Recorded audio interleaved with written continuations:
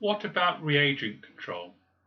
This is where it's the reagent that carries the stereochemical information, for example as a single enantiomer.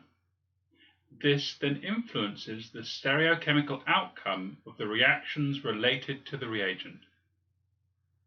However, the reagent is required in at least stoichiometric amounts, as to say at least the same amount as the substrate, and enantiopure reagents can be expensive to prepare. The chemical change they undergo may make them difficult or even pointless to regenerate after the reaction, especially if the stereochemical information they possess is destroyed in the process. This is chlorodiisopinocamphorinyl borane, abbreviated to IPC2BCl. It's the plus form as developed by H.C. Brown, who got his Nobel Prize for working on borane reagents. IPC2BCl is a chiral reagent. In this example, it reacts with a ketone. There's a key transition state for the reduction. It's made up of a six-membered ring of bonds forming and breaking. To provide good stereochemical control for the alcohol formation, which ketone substituent is left and which is right needs to be dictated, as well as whether the hydride approaches from the front or the back. The key methyl group of the reagent, in light blue, has a 1,3 diaxial relationship with a portion of the substrate.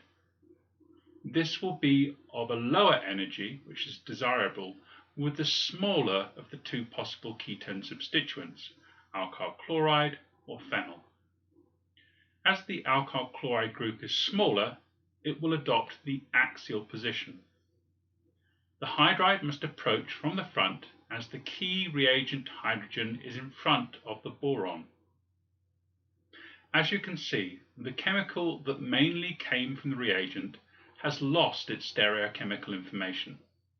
Happily, the resulting alcohol is produced in very high enantiomeric excess, but unfortunately it has the opposite sense of stereochemistry at the stereogenic center than what is desired in the final product. But don't worry. For alcohols, there is this great reaction that can sort out, I won't say resolve, your dilemma when you get the wrong result.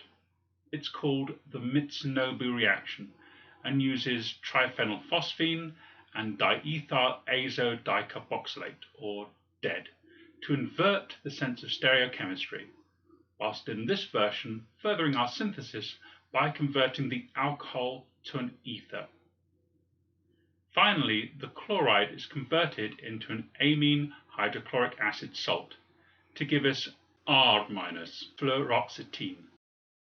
I hope that didn't get you too depressed. If it did, you could take fluoxetine, as it's better known as Prozac.